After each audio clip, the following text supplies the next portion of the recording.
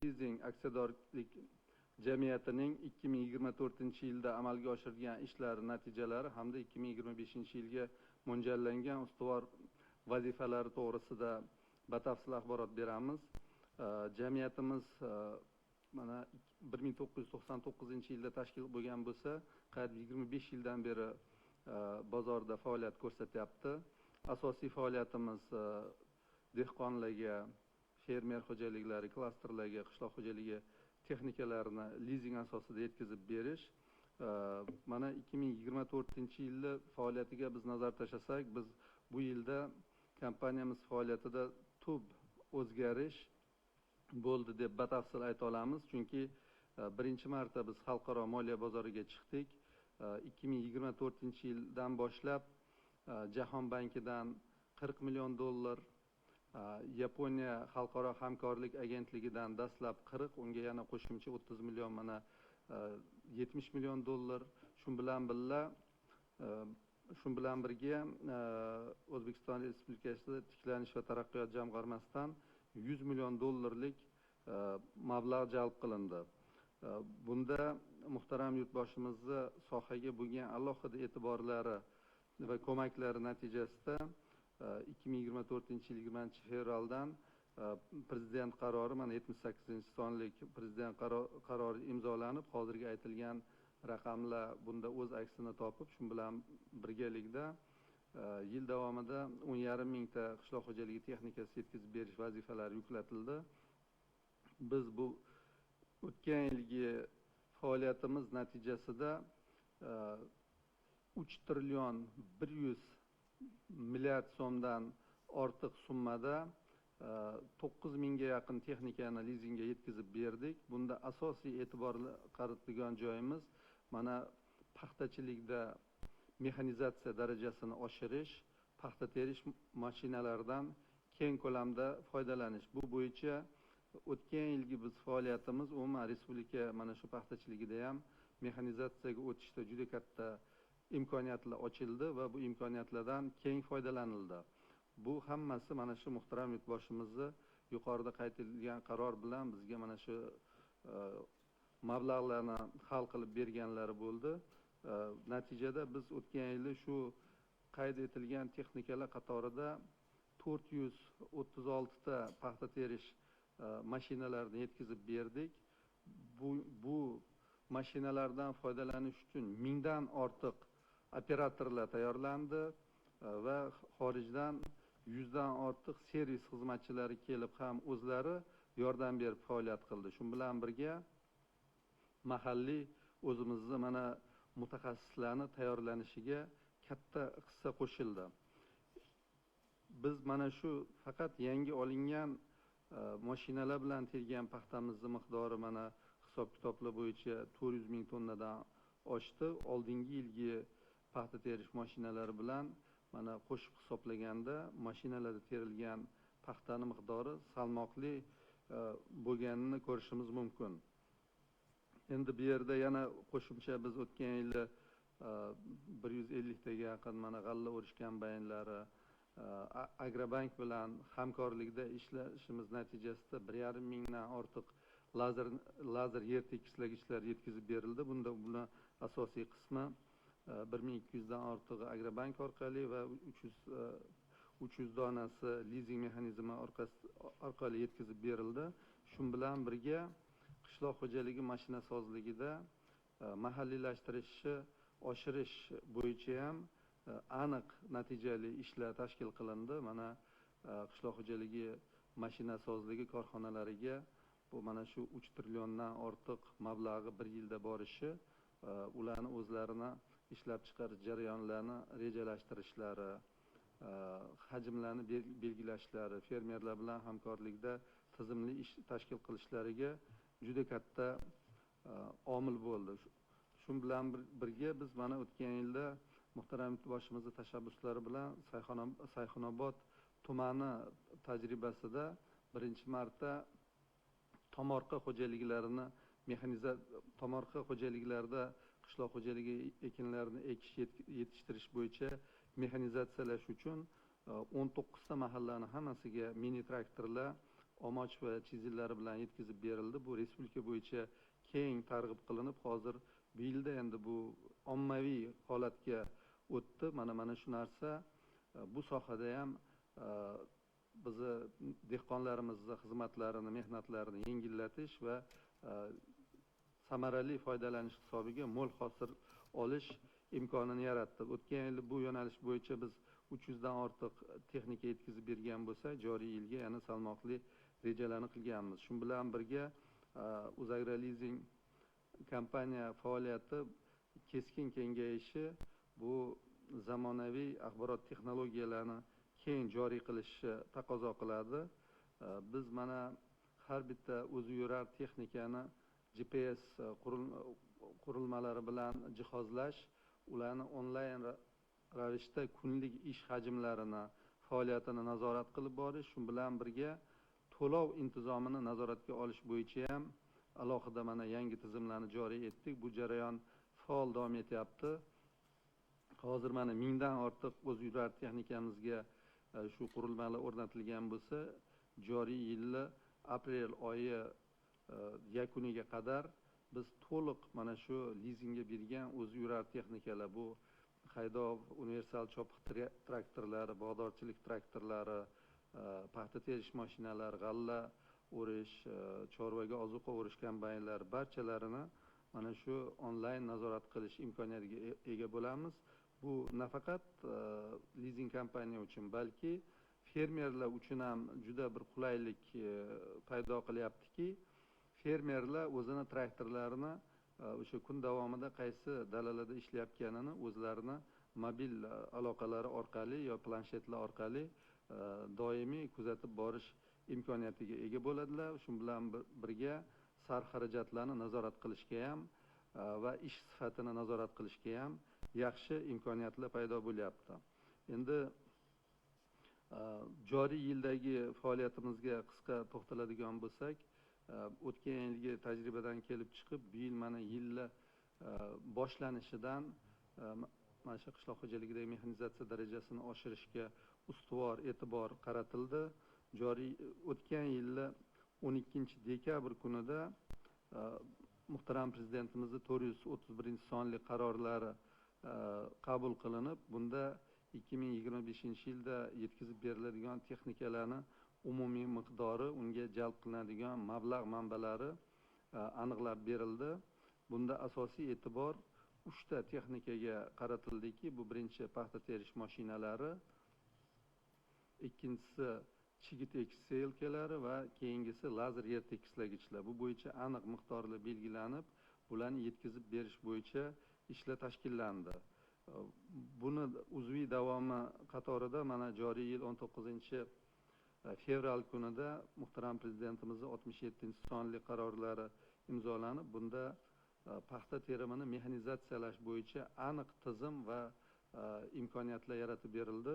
Bu qarorga asosan Uzagrolizing kompaniyaning ustav kapitali 50 million dollarga birinchi darajalik, ikkinchi darajali ustav kapitali qo'shimcha yana 50 millionga oshirib berildiki, bu xorijiy moliya bozorlaridan to'g'ridan-to'g'ri yirik miqdorda uzoq muddatli past foizlik kredit resurslarini, mablag'larni jalb qilish imkonini beradi. Buni hammasini pirovard natijasi fermerlarimizga qishloq xo'jaligi texnikalari uzoq muddatda maqbul shart-sharoitlarda yetkazib berilishi. Mana bu bo'yicha o'tgan yilgi qilgan ishlarimiz ham juda katta o'zini samaradorligini ko'rsatdi. Agar bitta paxta terish mashinani ish unumi 500-600 ta terimchini o'rnini qoplashi misolida biz qariyb mana 180 mingdan 200 minggacha bo'lgan terimchini xizmatini shu mexanizatsiya imkoniyatlariga almashtirishga erishdik.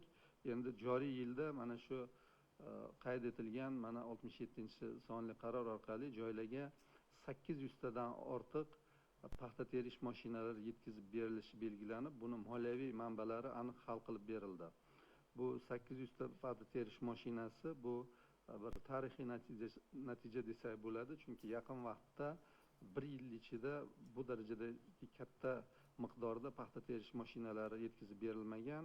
bu o'sha paxta terimidagi og'ir mehnatni yengillashtirishi, fermerlarni qurollanish darajasini keskin oshirilishi, ularni bir ham injenerlik nuqtai nazaridan ham shu mexanizatsiya darajasini keskin oshirishdagi ham malaka, bilim va tajribalarni oshirishga juda katta imkoniyat yaratyapti. Biz hozir bu bo'yicha faol ishlarni boshlaganmiz. Bu qaror bilan alohida ishchi guruh, komissiya tuzilib, bu komissiyani zimmasiga birinchidan narxlarni optimal ravishda belgilash, yetkazib berish muddatlarini to'liq ijro qilish, to'g'ridan to'g'ri fermerlar bilan ish tashkillash, servis xizmatlarini yo'lga qo'yish, shu bilan birga operator, mexanizatorlarni tayyorlash masalalari qo'yilgan.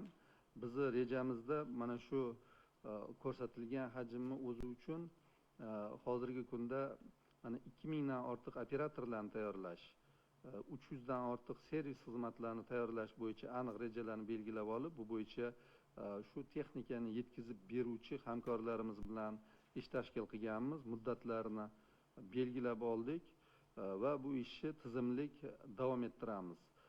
Biz mana shu jarayonlardan aniq bir xulosa qilib ishonch bilan ayta olamizki, O'zbekistonda mana paxtachilikdagi eng murakkab, qiyin bo'lgan terim jarayoni kompleks mexanizatsiyaga o'tish bo'yicha mana o'tgan yilda jadal qadamlar tashalgan bo'lsa, kelgusidagi bir necha yillar ichida biz mana shu mexanizatsiyalash bo'yicha aniq mana 80-90% natijalarga erishishimiz uchun mustahkam poydevor qilinib, buni imkoniyatlari yaratib berildi. Shu bilan bir nimani alohida qayd qilishimiz kerakki, fermerlarimizni shu mexanizatsiyaga bo'lgan munosabatlari ham keskin o'zgardi va mana shu paxta terimini mashina orqali bajarish o'zini bir necha afzallik, samarali tomonlarini yaqqol ko'rsatdi. Bu birinchidan xarajatlarni qariyb 2 baravar kam bo'lishi. Ikkinchidan o'sha terim rejalashtirilgan vaqtda, qisqa vaqt ichida paxtani toza terib olinishi. Mana o'tgan yilgi paxta terimini sifati shuni ko'rsatdiki, u sifat darajasi bo'yicha ham, ifloslanish va namlik ko'rsatkichlari bo'yicha ham qo'l terimidan keskin farqi bo'lmaganligi uchun mana shu aytib o'tganimizdek kam skidka, o'sha chegirmalarni qo'llanishi, birinchi sortlarga qabul qilinishi bu fermerni mana xarajatini, terim xarajati 2 baravar kamayish hisobiga pirovard katta daromad olishiga aniq mana imkoniyatlarni yaratib berdi. Endi biz bu yo'nalish bo'yicha ishlarimizni jadal davom ettiramiz. Hozirdan mana shu terim mashinalarga aniq mana takliflarni ko'rib, bu bo'yicha shartnomalarni tuzib, avanslarni shakllanish jarayonlari boshlandi. Mana komissiyaning xulosasi bo'yicha narxlar tasdiqlangandan keyin bu yerda aniq mana yetkazib berish jarayonlari boshlanadi. Shu bilan birga mana shu yuqorida qayd etilgan 431-son qaror to'g'risida gapirdik 12-dekabrdagi. Bunda mana shu texnika ishlab chiqaruvchi va yetkazib beruvchilar uchun alohida yana qo'shimcha bir ham talab, ham imkoniyatlar bu yerda joriy qilindi. Masalan, bu narsa O'zagrolizing kompaniyasi uchun texnika yetkazib beruvchilarni tanlab olish, ular bilan hamkorlik qilishga bir omil bo'ldiki, bu yerda O'zbekiston Respublikasi Qishloq xo'jaligi vazirligi va vazirlik qoshidagi agroinspeksiya, agronazorat tizimiga shu texnika yetkazib beruvchi ham ishlab chiqaruvchilar, ham dilerlarni reyestrini tuzish, yuritish, tasdiqlash va ana shu reyestr asosidagi ishlab chiqaruvchi va dilerlar bilan O'zagrolizing kompaniyasi bevosita hamkorlik qilishi mumkin. Mana shuning uchun bu sohadagi ishlarimizda ham birinchidan aniqlik kirib, bizni ishimizda ancha qulayliklar yuzaga keldi. Biz yana alohida to'xtalib o'tadiganimiz bu lazer yer tekislagichlar. bu lazer yer tekislagichlarni qo'llanishidagi suv tejamkorlik samarasi 30% dan yuqori bo'layotgani bu aniq omillarda o'zini isbotini topdi. Shu bilan birga bu lazer yer tekislagichlarni qo'llanishi suv tejamkor texnologiyalarga, tomchilab sug'arish, yomg'irlatib sug'arish tizimlariga o'tishda eng muhim omil hisoblanadi va bu hosildorlikni oshirishga ham aniq o'zini xizmatini ko'rsatyapti. Chunki o'sha dalalarimiz bir tekis suv ichish imkoniyatiga ega bo'lyapti va sug'orishda kam sonli suvchilar bilan dala bir tekis boshidan oxirigacha sifatli sug'orish imkoniyatiga ega bo'ladi. Suvi tejamkorligi 30% deb aytganimiz bu yerda u suvga ham mana xarajatini uni soliqlarini hisobga olsak bu yerda ham o'zini samarasini aniq ko'rsatib turibdi. Undan tashqari o'sha lazer yer tekislangandagi yerlardagi olinayotgan hosildorligi ham o'zini yuqoriligini aniq namoyon qilyapti. Bu ham mana fermerlar buni tushunib yetgandan keyin bu texnika turiga ham mana talab keskin oshdi va bu yerdagi biz mana Agrobank bilan hamkorligimizga biz alohida e'tibor qaratmoqchimizki, biz mana shu bank bilan samarali ishni yo'lga qo'yganimiz uchun to'lovlarni vaqtida bo'lishi va shu texnikalarni muddatida yetkazib berishga aniq mana imkoniyatlarimiz bo'lyapti. Keyingi nima, mana chigit ekish seyilkalari bo'yicha bu yil biz qo'yilgan masalalarni yechish uchun hamma choralarni ko'ryapmiz. Mana mavsumga shu belgilangan hajmda 1200 tadan ortiq chigit ekish seyilkalarini yetkazib beramiz. Bundan tashqari umumiy holatda 2025-yilda 8000 dan ortiq texnika yetkazib berishni reja qilganmiz. Buning ichida yana alohida ustuvorlik o'sha tomorqalarga mini traktorlarni shu tirkamalari bilan, pluglar, chizillar bilan yetkazib berish. Bu bo'yicha barcha viloyatlarda keng ko'lamli seminar tushuntirishlar bo'lib o'tdi, texnikalarni taqdimotlari bo'lib o'tdi. Ular bo'yicha tushuntirishlar, uni afzalliklari, o'sha dehqonchilikdagi eng muhim omil bo'lgan muddat va sifat, o'z muddatida yerga ishlov berish, o'z muddatida ekish, o'z muddatida parvarishlash va yig'ishtirib olishi ta'minlanishi, bu mana shu qishloq xo'jaligidagi yuqori daromad va samaradorlikka asosiy belgisi hisoblanadi. Mana shu mexanizatsiyaga o'tishda mana shu ustuvorliklar muhtaram prezidentimiz tomonlaridan alohida bizga bir topshiriq bo'lib berilgani uchun biz bunga mana hududiy mana viloyat hokimlari, tuman hokimlari, mahallalarga mutasaddi bo'lgan mana vazirliklar, idoralar bilan keng ko'lamli ishlarni tashkil qilganmiz. Bu ishlarimiz natijasida bu yilgi rejamizda qariyb 1000 ta mana shunaqa mini traktor ishchi organlari bilan yetkazib berish ta'minlanadi. Bundan tashqari mana g'alla o'rishi mexanizatsiyasida ham mana bu yilga 200 ta g'alla kombayni yetkazish rejalashtirilgan bo'lsa, Uzagrolizing tomonidan buni qariyb 150 ta atrofida shu yetkazib berish ko'zda tutilgan. Buning uchun bizda mana markaziy ofisimiz Toshkentda bo'lsa, respublikaning qishloq xo'jaligi barcha viloyat hududlarida, mana Qoraqalpog'iston Respublikasida va viloyatlarda bizning filiallarimiz bor. Har bitta filialimizda texnikani yaxshi tushunadigan injenerlarimiz, dehqonchilikdan xabari bo'lgan agronomlarimiz, hisob-kitob bilan ishlaydigan moliyachilarimiz, buxgalterlarimiz, shartnomalarni tuzishda shu ham fermerga to'g'ri yo'l ko'rsatadigan, ham bu huquqiy masalalarni to'g'ri yo'lga qo'yib boradigan huquqshunoslarimiz, yuristlarimiz hammasi malakali mutaxassislar bilan ta'minlangan. Fermerlar o'sha joylarni o'zida hozir yana qo'shimcha imkoniyat barcha filiallarimiz maydonlarida qishloq xo'jaligi texnikalari to'liq namoyishga qo'yilgan.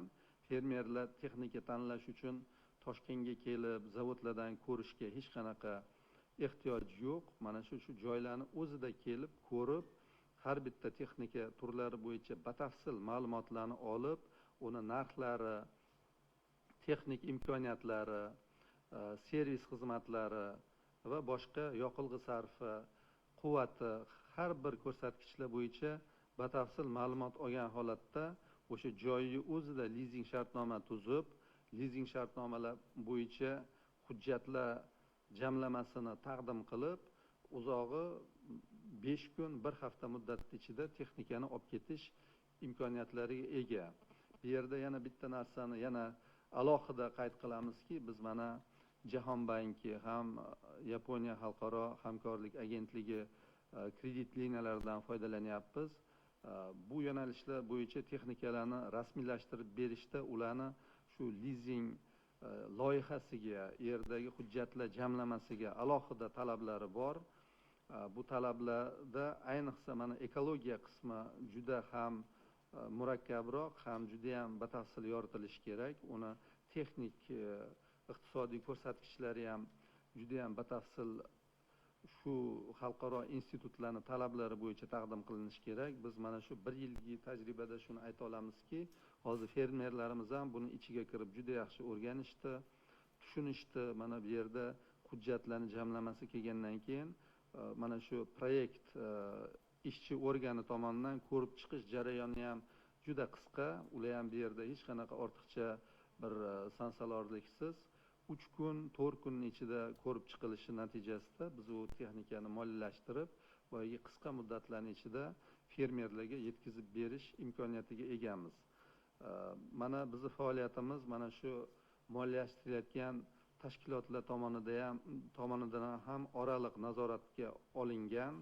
Ular nafaqat bizni markaziy yoki hududiy filiallarimiz ofislarga kelib, balki fermerlar bilan, ko'plab fermerlar bilan bevosita dalalarga borib suhbat qilib, o'shalarning ish jarayonlarini kuzatib, ularning fikrlarini olib, har bitta texnikani orqasidan kelayotgan samarani qanchalik bo'layotganligini juda baholab borishyapti va har bitta xulosani biz ijobiy deb ishonch bilan aytamiz va shuni natijasida ayniqsa mana shu paxtachiligi mexanizatsiyalash darajasida keskin o'zgarishlarni ko'rib, bundagi munosabat o'zgarishlarini ko'rib, mana o'tgan yilgi bir muhim xulosa bo'ldiki, O'zbekistonda iqtisodiy islohotlar o'zini aniq samarasini ko'rsatyapti. Bizni aholimiz, odamlarimiz endi yuqori oylik beradigan, yuqori maoshlik joylarga ish talab qilib borishyapti, arzon joylarga kamroq. Shu yo'nalishda mana shu paxta terishni qo'lda amalga oshirish ham qanchalik o'zi og'irroq ish.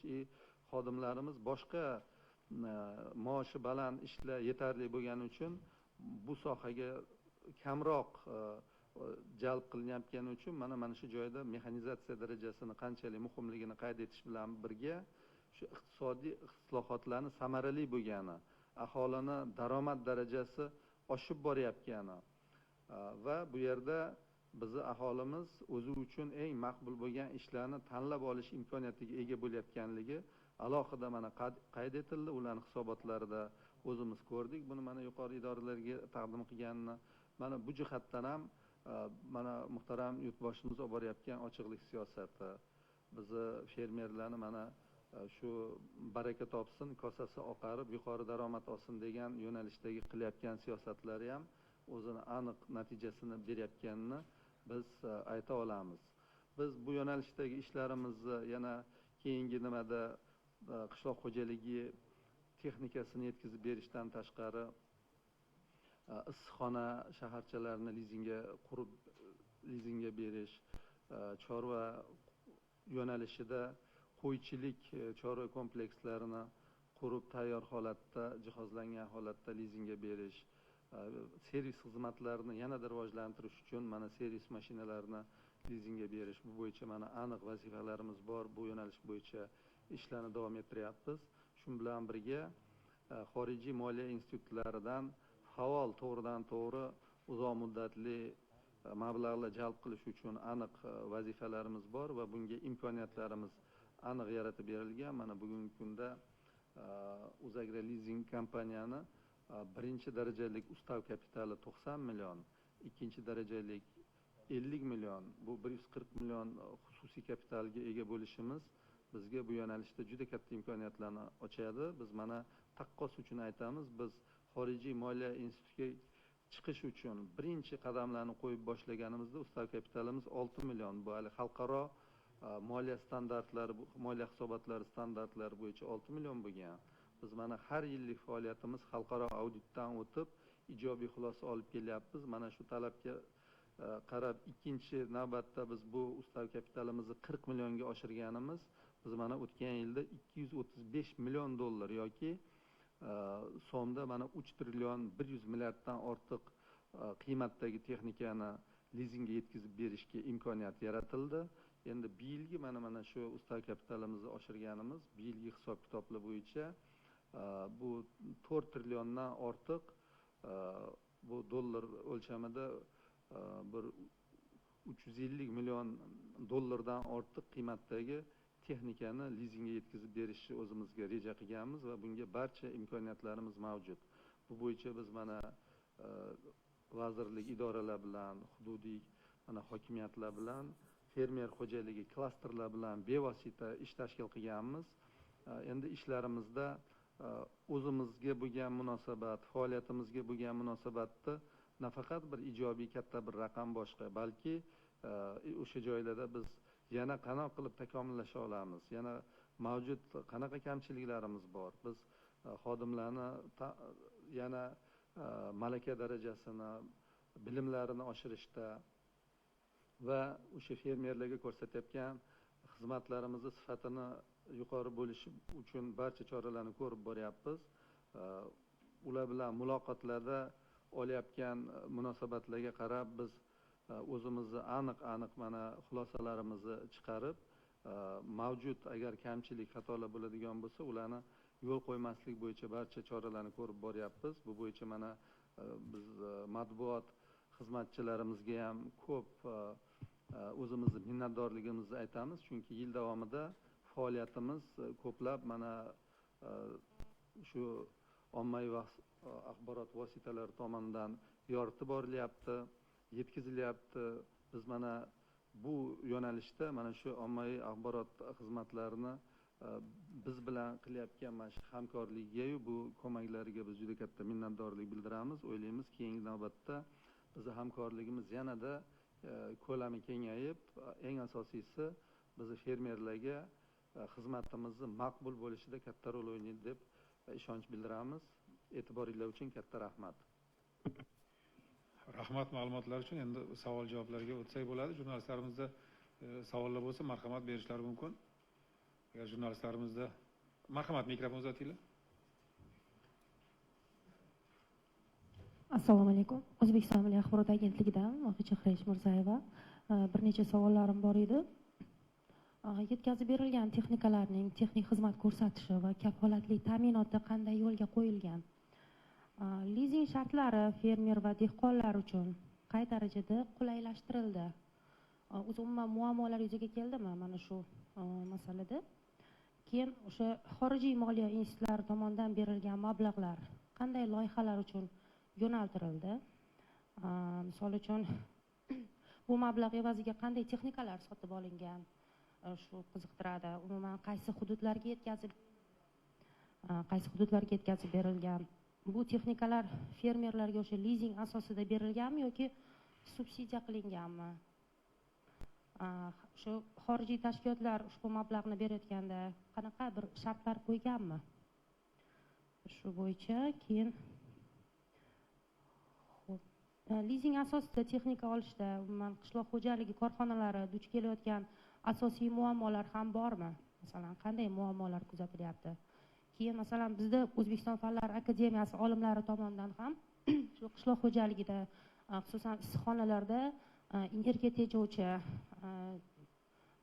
juda ham bir samarali plyonkalar ishlab chiqildi. Yaqinda biz bu haqda O'zbekiston Milliy axborot agentligida ham e'lon qildik. Shu fermerlar, ko'plab fermerlardan hozir qiziqish bildirilyapti bu bo'yicha.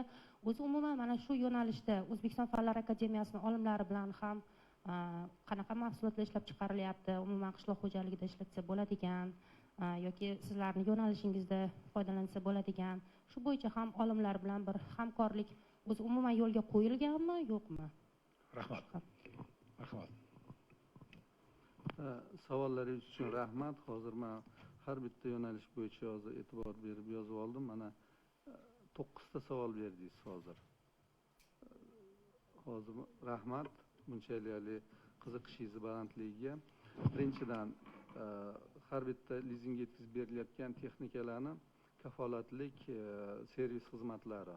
Biz mana shu lizingga texnika yetkazib berishimizda har bitta mana shu texnikani ishlab chiqaruvchi, yetkazib beruvchilarga qo'yadigan bu asosiy talablarimiz bu servis xizmatini yo'lga qo'yilganligi. Chunki busiz bu texnikani mana bitta jihatini aytamiz. Lizingga berganda qonunchilik bo'yicha mana lizing to'g'risidagi qonun mana shu butun lizing davomida u 5 yil, 7 yil, 10 yil bu texnikani turidan qarab biz lizingga beramiz. Ana shu butun lizing davomida bu texnika lizing kompaniyani mulki hisoblanadi. Fermerda yoki klasterda foydalanishda bo'ladi. U undan daromadini olib, vaqti kelganda bizdagi o'sha to'lovlarni amalga oshiradi. Lekin mulk huquqi lizing kompaniyada turadida, faqat o'sha to'lovlar to'liq yopib bo'lingandan keyin qonunga asosan ularga rasmiylashtirib beriladi, o'zini mulki qilib. Bu degani biz o'zimizning mulkimizga munosabat bu yerda birinchi navbatda biz o'sha butun lizing davomida bu texnika soz holatda ishlash kerak va to'lovlari vaqtida amalga oshirish kerak. Agar mana shu ikkita omil doim agar amal qilinadigan bo'lsa, har qanaqa lizing kompaniya samarali ishlaydi. Shuning uchun biz bunga birinchi darajali e'tibor beramiz. Ikkinchi, endi bu yerda albatta texnika soz bo'lib, o'sha muddatida sifatli xizmat ko'rsatish kerak. Buning uchun servis xizmatiga talab doim yuqori bo'ladi. Chunki o'sha jarayonni o'zida masalan yer haydashi misol qilinadigan bo'lsa, eng katta kuch va yoqilg'i quvvat talab qilinadigan jarayon. Bu yerda o'sha texnikalarni masalan filtrlari almashtiriladi, moy almashtiriladi, pluglarni ishchi organlari almashtiriladi, bajargan ish hajmiga qarab. Bu vaqtida bo'lgani o'sha ishlarni ham vaqtida, ayniqsa mana g'alla o'rishmi yoki paxta terishmi, bu yerda bu xizmatga juda katta talab bor. Hattoki o'sha xizmat dalani o'zida shay turish kerak. Aytilgan vaqtda soatlarning ichida borib o'sha nosozliklarmi yoki ko'pincha haligi biz sozlash deymiz. Masalan, paxta terimini 1-2 darajaga o'tganda sozlashga to'g'ri keladi. Mana shu narsalardan vaqtida bajarilishi bu ish unumiga va natija hosildorligiga juda katta buni ta'siri bor. Shuning uchun bu bo'yicha biz har bitta texnika yetkazib beruvchi bilan tizimli ish tashkil qilganmiz. Va fermerlarning bu yerda murojaatlari ayniqsa mana shu men yuqorida qayd etgan jarayonlarda ko'p bo'ladi. Biz shuning uchun mana shu o'zimiz ham doimiy aloqada bo'lib, shu yuzaga kelgan holatlarni vaqtida joyida bartaraf etish uchun hamma choramizni ko'rib boramiz. Endi ikkinchisi lizing shartlari dedingiz. Mana lizing shartlari mana hozirgi holatda mana shu xorijiy moliya institutlaridan jalb qilayotgan mablag'larimiz bu bizga kelishi o'sha Markaziy bankka qayta moliyalash stavkasi darajasida. Bu Jahon bankiniki, JAIKaniki 3% undan pastroq. Mana shu nimalarda biz hozir yakuniy 19% bilan lizingga yetkazib berayotgan bo'lsak, asosiy mahalliylashtirilgan va o'sha imtiyozga tushgan pozitsiyalar bo'yicha ham texnikani narxini 15% subsidiyalanadi. Bu subsidiyalanadi deganda masalan bitta texnikani narxi endi masalan traktor bo'lsa 500 milliondan 1,5 milliard so'mgacha traktorlar bor.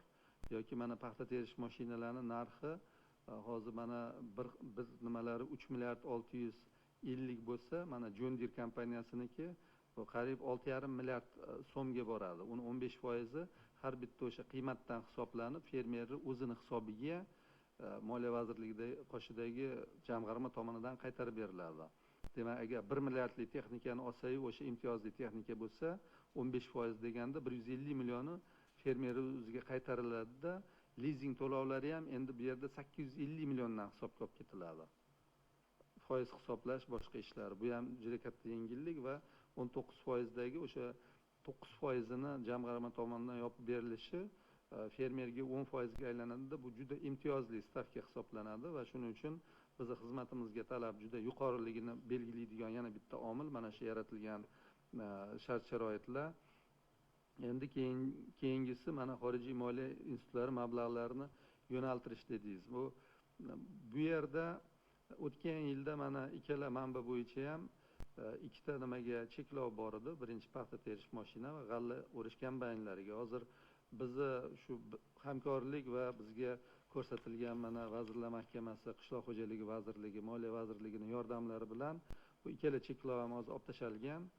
Jahon bankini mablag'larini biz hamma turdagi texnikalarga ishlatishimiz mumkin. Endi Jaykada mana shu ikkita nima bo'yicha hozircha cheklov bor, lekin buni ham olish bo'yicha ishlar ketyapti. Boshqa turdagi texnikaga bu mablag'larni cheklovsiz ishlatamiz va bunga yo'naltirilyapti. Endi shu joyi o'zida keyingi mana 6-savolingiz bo'ldiki, ular alohida shart talablarni qo'yadimi? Albatta qo'yadi. Birinchidan fermer moliyaviy barqaror bo'lishi kerak. Bu texnikani ishlatishga uni hamma shart-sharoitlari bo'lishi kerak. Undan tashqari mana ekologik alohida talablari bor. Bu yerda biz uni doimiy o'sha hujjat jamlamasida buni alohida mana ichki o'zimizni moliyaviy nimalarda bu agar bank kreditlarini ishlatayotgan bo'lsa, biz ekologiyaga bunaqangi hujjat tuzmaymiz, lekin xorijiy nimalarda buni juda katta mana shunga talablari bor. Bizdan farqli o'laroq yana ularda aytaylik o'sha ayollarni ishga ishlatish masalasida boyagi gender tenglik degan ham bandlari bor. Biz bu nimalarni nima qilamiz? Bu qo'shimcha ma'lumot sifatida buni aytdim. Endi hududlarga taqsimot. Bizni hududlarga taqsimotimiz yil boshlanishida har bitta hudud kesimida ularni aniq talablari o'rganib chiqilib, mana shu hududlarga kerak bo'lgan texnikalarni aniq rejasi tuzib olinadi. Mana shu reja tasdiqlanadi. U o'zgarish kirishi mumkin, lekin asosan shu nima deydi, parametrlar shu o'lchamlar darajasida bo'ladi. Shuning uchun biz yil ichida mana shu taqsimotdan kelib chiqib, o'sha hududlarga kerak bo'lgan texnikalarni o'z muddatida yetkazib berish biz vazifamiz. Bu bo'yicha tizimli ish tashkil qilganmiz. Mana o'tgan yilgi agar yetkazib berilgan texnikalarni ham hududlar kesimida ko'radigan bo'lsak, o'sha yer maydonini katta kichikligi, yetishtiriladigan paxta, g'alla yoki boshqa turdagi qishloq xo'jaligi mahsulotlarini ko'p kamligi va shunga qarab bu texnikalar mutanosib ravishda taqsimlangan va o'sha bo'yicha yetkazib beriladi. Bu nafaqat Uzagrolizing, birinchi navbatda Qishloq xo'jaligi vazirligi, Vazirlar Mahkamasi, undan keyin mana hududiy hokimiyatlar hammasi bilan bu yerda Moliya vazirligi hammasi bilan nima deydi, hamkorlikda bu rejalar ishlab chiqarilib, mana bunga qarab yetkazib berilishi ta'minlanadi. Keyingi nima, mana subsidiya bo'yicha gapirdingiz. Subsidiya bu yerda asosiy ustuvorlik shu texnikalarni yetkazib berishda importga emas, balki mahalliylashtirishga qaratilgan. Mahalliylashtirish darajasini aniq me'yorlari bor. Ana shu o'shanga qarab turib subsidiya qo'llanadi. Lekin hozirgi kunda bu qo'shimcha subsidiya mana paxta terish mashinalari bilan lazer yer tekislagichlarga ommaviy hammasiga bor. Qolganlarda shu mahalliylashtirishiga qarab subsidiyalar tizimlik amalga oshirib borilyapti va bundan fermerlarimiz, klasterlarimiz keng foydalanyapti. Endi muammolar bormi fermerlar uchun deb mana 7-savol. Bu endi muammo qachon bo'lishi mumkin? Agar o'sha fermerni to'lov qobiliyatida yoki uni banklar bilan, boshqa nimalar bilan munosabatlarida qarzdorliklar yuzaga kelgan bo'lishi mumkin va boshqa o'zini nimalari bor. Lekin biz mana shu har bitta murojaat qilgan fermerni texnika olish uchun bizni qanaqa qonunchilikda berilgan imkoniyatlar bo'lsa, hammasini qo'llab biz texnika yetkazib berish uchun hamma choralarni ko'rib kelyapmiz. Bir keskin bunaqa muammo borligini biz bilmaymiz. Hozir unaqa nimalarga ro'para kelmayapmiz. Agar qanaqadir bir nimalar bo'lsa, fermerlar birlashib, bitta fermer aytaylik, har bitta texnika hech bo'lmaganda 10 ta fermerga xizmat ko'rsatadi. Bular hamkorlikda bu masalani hal qilish imkoniyatlariga ega. Endi Fanlar akademiyasi yoki olimlar bilan hamkorlik. Biz mana institutlar bilan hamkorligimiz juda yaxshi yo'lga qo'yilgan. Mana Agrar universitet, mana qishloq xo'jaligida irrigatsiya injenerlarini yetkazib berish universiteti, Moliya instituti va Turin politexnika universiteti, bular bilan hamkorligimiz faol yo'lga qo'yilgan. Undan tashqari mana Fanlar akademiyani nimalari bilan endi biz olimlari bilan qaysiki sohaga aloqador hammasi bilan mana oldingi mana marhum bu prezidentimiz bilan akademiya prezidentimiz bilan biza to'g'ridan to'g'ri nimalarimiz bor edi. Biz bular bilan hamkorlikni yo'lga qo'yganmiz. Endi aniq ishlanmalar bo'ladigan bo'lsa, bu ishlanmalarni nima deydi, seriya deymiz, ishlab chiqarishga yo'lga qo'yilish bu bo'yicha hozir mana Qishloq xo'jaligi vazirligi qoshidagi mana institutimiz bor. Qishloq xo'jaligini mexanizatsiyalash institutimiz. Bular bilan mana faol ishlarimiz yo'lga qo'yilgan. Bu yerda imkoniyatlar juda katta va biz bu bo'yicha ishlarimizni yanada ko'rib chiqib bu bevosita Fanlar akademiyasi bilan ham ishlashimiz kerak va buni yo'lga qo'yamiz. Biz asosiy bergan savollaringizga javob berdik. Rahmat. Marhamat, navbatdagi savol. Marhamat. Assalomu alaykum. Meni yurtim telekanali muxbiri Muhiddin Ergashev. Birinchi savolim, bugungi kunda O'zagrolizing aksiyadorlik kompaniyasi tomonidan fermerlar uchun necha turdagi mahsulotlar yetkazib berishi yo'lga qo'yilgan? Qolaversa, yuqorida o'sha mahalliylashtirish borasida gapirib o'tdingiz.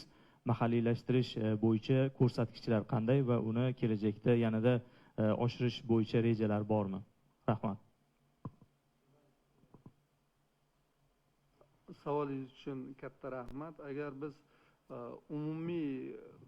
umumiy holatda bunda jamlama ko'rinishida olayotgan bo'lsak, bir 20 tur deb aytamiz, lekin uni ichida yana texnikani, masalan, bitta traktori, haydov traktori, universal chopiq traktori, transport traktori, bog'dorchilik va unga qarab agar ishchi organlarni taqsim nimasini olib chiqadigan bo'lsak, mana chorvachilik texnikalari bor. Unda u texnikalarning turi 100 dan ortadi. 100 dan ortadi. Mana bitta aytaylik pritsep yoki tirkamani o'zida 4,5 tonnadan 10 tonnagacha pritseplarni biz lizing qilib beryapmiz. Pluglar o'zining nimasi bilan farqlanadi. Chizillar, kultivatorlar hammasi o'shalik quvvatiga qarab umumiy jamlanma holatda mana 20 dan ortiq bo'lsa, qolgani mana 100 dan ortiq bu texnikalarni lizingga beryapmiz. Endi bu yerda bu nima deydi, bir mamnuniyat bilan aytishimiz kerakki, kengayib boryapti, chunki oldingi davrlarda ustuvorlik paxta g'allachilikka berilgan bo'lsa, hozir bog'dorchilik, sabzavotchilik, chorvachilik, mana tomorqani aytib o'tdik. Buni har bittasi o'ziga yarasha texnikani talab qiladi va uni biz ham o'zimiz chuqur o'rganib chiqish, ham fermerga tavsiya qilish va uni boyaga yuqorida aytilgandek butun faoliyat davomida samarali ishlash, servis xizmati, o'qitish, o'rgatish hammasi bu jarayonlar o'z ichiga oladi. Buni yo'lga qo'yib boryapmiz. Endi mahalliylashtirish albatta bu juda muhim masala va biz bu yerda qishloq xo'jalik texnikalarini mahalliylashtirgan korxonalarga birinchi navbatda e'tibor qilib, mana o'tgan yilga agar biz 3 trilliondan ortiq mablag' sarfini agar aytgan bo'lsa, buni 2 trilliondan ortig'i o'sha ayni mahalliylashtirilgan texnikalarga o'tgan yilda mana moliyalashtirildi. Bu yerda eng katta hajm bu Toshkent traktor zavodi, bu yoqda mana Uz-Keysmash qo'shma korxonasi, Uz-Class Agro, Urganch Ko'rinmash, mana yuqorida bir necha mana Agrixim va boshqa bu mahalliylashtirish yo'lga qo'ygan tashkilotlar bor. Bu yerda biz bitta narsani e'tibor qilyapmizki, mana xususiy tadbirkorlar tomonidan ham mana shu moliyalashtirish tizimli yo'lga qo'yilgandan keyin mahalliylashtirishga qiziqish va buni amalga oshirish keskin oshdi. Mana hozirgi kunda har bitta shu nimani yetkazib berayotgan birinchidan katta korxonalar mahalliylashtirish darajasini oshirish bo'yicha aniq mana imkoniyatlarga ega bo'lib buni amalga oshiryapti. Va shu bilan birga xususiy tadbirkorlarni ham mana biz 4 ta 5 tasini nomma-nom sanab aytib bera olamiz. Mana bular ham hozir o'sha ishlab chiqarish joylariga eng zarur bo'lgan uskunalarni sotib olish, unda o'sha imkoni bo'lgan butlovchi qismlarni mahalliylashtirgan holda ishlab chiqarishga asosiy e'tibor qaratishyapti va biz boshqa nimalarga ham shunga targ'ib qilyapmizki, agar mahalliylashtirishni nafaqat bu lizingga berish, balki boyagi subsidiyalarni qo'llashi yetkazib beruvchilar uchun ham maqbulki, bu baribir raqobat bu yerda juda o'ziga yarasha keskin. Bu raqobat bozorida kim o'sha mahalliylashtirishni yo'lga qo'yib, fermer uchun maqbul shartlarga erishadigan bo'lsa, katta hajmda ishlab chiqarib sotib, yana barqarorlashtirib rivojlanishga katta imkoniyatga ega bo'ladi. Rahmat. Rahmat. Yana savol bormi? Marhamat, orqadagi. Assalomu alaykum. Renessans telekanali jurnalisti Munira bo'laman. Renessans telekanali. Hozir xorijiy hamkorliklar bilan faqat raqamlarga to'xtalib o'tdik. Qaysi xorijiy kompaniyalar bilan joriy yilda hamkorlik qilish ko'zda tutilgan? O'zi alohida to'xtalib o'tsangiz, keyin Uzagrolizing ekologik barqarorlikka hissa qo'shish uchun qanday rejalari bor? Ikkinchi savolim. Uchinchi savolim, fermerlar bilan ishlashda o'tgan yilga nisbatan qanday o'zgartirishlar kiritildi, ya'ni yengilliklar kiritildi? Rahmat. Marhamat. Savollaringiz uchun katta rahmat. Demak, bu qaysi xorijiy kompaniyalar bilan hamkorlik? Demak, biz bitta omilga alohida e'tiboringizni qaratamiz. Biz to'g'ridan to'g'ri importyor emasmiz. Biz xorijga chiqib texnikani to'g'ridan to'g'ri import qilmaymiz, lekin mana shu xorijiy kompaniyalar mana O'zbekistonda samarali faoliyat ko'rsatyaptiki, mana dunyo bo'yicha eng kattalarini olib qaraydigan bo'lsak, bu John Deere, bu Case New Holland ikkinchi o'rinda turadi, uchinchi o'rinda Akko Group va Class, Lemken, mana hozir Turkiyani qator korxonalari bor. Bu yerda hozir mana Xitoyga juda yirik kompaniyalar O'zbekistonning bozoriga kirib keldi. Bu Lowell, bu Zumlion, bu Svan, Boshiran va boshqa kompaniyalar. Mana bular bilan hozir samarali hamkorliklar yo'lga qo'yilgan. Aytaylik, mana o'tgan yilda biz Boshiran birinchi navbatda John Deere kompaniyasini paxta terish mashinalari va haydov traktorlarini lizingga yetkazib berdik. Shu bilan birga mana Case New Holland kompaniya o'zini aboroti va ko'lami bo'yicha dunyoda ikkinchi o'rinda turgan bo'lsa, buni O'zbekistonda qo'shma korxonasi bor, Case Mash.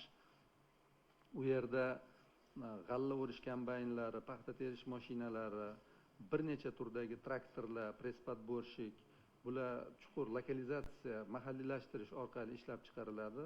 Mana bular bilan biz juda hamkorligimiz chuqur. Mana Uzclass Agro ham g'alla o'rish kombayni, ham bir necha yo'nalish, bir necha turdagi traktorlarni chiqaradi va press-podborshiklar, toylar zichlagichlar, mana bular bilan biz hamkorligimiz. Mana o'tgan yildan bu hamkorlik kengaydi. Mana Xitoy Zumlion kompaniyasi mana hozir alohida bu yerda distributsiya nimasini ochib, hozir mana mahalliylashtirish yo'nalishida ham ish tashkil qildi. Uni bir necha yo'nalishdagi traktorlari, Lowell kompaniyasi mana Toshkent traktor zavodining asosiy hamkori, mana uni katta kichik traktorlari va xususiy korxonalar tomonidan yetkazib berilayotgan mana Xitoyga Svan kompaniyasi, Boshiran kompaniyasi, FM Volt kompaniyasi, bu juda yirik kompaniyalar. Mana bular bilan hamkorlik va har bittasida mana yuqorida shu muxbirimiz savol berganlaridek, birinchisi sifat, ikkinchisi maqbul narxlar, uchinchisi sifatli servis xizmati, o'qitib xodimlarni, o'sha mutaxassislarni tayyorlab berish, ehtiyot qismlar bilan vaqtida ta'minlash va joylarda o'sha mobil servis xizmatlarini tashkil qilish. Mana shu talablar bu yerda qo'yilgan va bu bo'yicha biz ish tashkil qilganmiz. Endi ekologik barqarorlikka hissa qo'shish. Mana shu sohani olib biz bilan bevosita bog'liq tomonini qaraydigan bo'lsak, hozir biz umumiy holatda 20 mingdan ortiq mana o'zi yurar texnikalarni shu davrda yetkazib bergan bo'lsak, bular ish jarayonida eskirib borishi bu ekologiyaga salbiy ta'sirni keskin oshirib yuboradi. Birinchidan yoqilg'i sarfi oshib ketadi, yoqilg'i to'liq yonmasligi hisobiga tutaydi, boshqa yoqilg'i moylash xarajatlar oshib ketadi, ehtiyot qismlar xarajati oshib ketadi. Buni hech bir nimasi yo'q. Buni operatorlarni sog'lig'iga salbiy ta'siri bor, dala sharoitida, issiqda, changda, tutunda ishlagani hisobiga. Shuning uchun biz mana shu parkka yangilanib borishi, birinchidan mana shu yuqorida qayd etilgan har bitta ko'rsatkichni keskin pasayishi hisobiga ekologiyaga bo'lgan salbiy ta'sirni keskin oldini olish imkoniyatiga egamiz. Ikkinchidan, biz operatorlarimizni o'sha traktorlarning kabinasida yozda sovutib berish, qish sovuqda isitib berish, tutundan, changdan va shovqindan himoyalangani hisobiga ularni sog'lig'ini saqlash, bu bo'yicha bularni keng ko'lamli ijobiy omillari borki, va undan tashqari eng asosiysi yoqilg'i tejamkorligi, ish unumdorligi, yerlarga ishlov berish sifatining yuqoriligi, buni hammasini agar aytadigan bo'lsak, buni fermerlarimiz aniq o'zlarini faoliyatida ko'rib boryaptilar. Endi fermerlarga bu yangiliklar bo'yicha biz mana yuqorida aytib o'tdik, hozir informatsion texnologiyalarni qo'llashga biz faol o'tyapmiz. Bu birinchi katta mana yangilik nimalarimiz. Mana shu xorijiy moliya institutlari mablag'lari bilan ishlash natijasida imtiyozli davrlar paydo bo'ldi. Bu qo'shimcha mana fermerlarga yangilik, mana o'sha joylardagi doimiy amal qiluvchi ko'rgazmalar, buni выставкалар deymiz. Ilgari bir yil ichida bir marta, ikki marta tashkillanardi viloyatlarda. Hozir 24 soat rejimida har bitta viloyatda ishlaydigan doimiy ko'rgazmalarimiz borki, fermerlar to'g'ridan to'g'ri o'sha joyga borib, hech uzoq yo'l yurmay, shu joyda har bir turdagi texnika bilan batafsil tanishish, ularni hamma ma'lumotlarni olish va o'ziga maqbullarini tezkorlik bilan o'sha joyi o'zida shartnoma qilib, qisqa muddatlarda rasmiylashtirib olish imkoniyatlariga egalar. Biz mana servis xizmatidan aytdik, lekin bu yilgi holatda, mana 2025-yilda biz bu masalaga juda ustuvor, katta e'tibor berib, o'sha joylarda servis markazlarini qurish, binolarni ijaraga olish orqali o'sha joyda yangi servis markazlarini tashkil qilishga alohida ustuvorlik berganmiz. U joyda o'qitish, o'rgatish va texnikani muddati uzoq bo'lishi uchun ishlash muddati barcha sharoitlarni tashkillash bo'yicha ishlarni yo'lga qo'yganmiz. Biz bu bo'yicha keyingi nimalarda mana o'zinglar orqali bu ishlarimizni joylarda mana ko'rsatish orqali aniq hammaga yetkazib boramiz. Rahmat. Rahmat ma'lumotlar uchun. Albatta mavzu dolzarb, savollar ko'p, lekin matbuot anjumanimizga ajratilgan vaqt yakuniga yetib boryapti. Shunday ekan, spikerlarimizga, barcha qatnashchilarga, jurnalistlarga minnatdorlik bildiramiz. Keyingi tadbirlarda ko'rishguncha rahmat hammaga.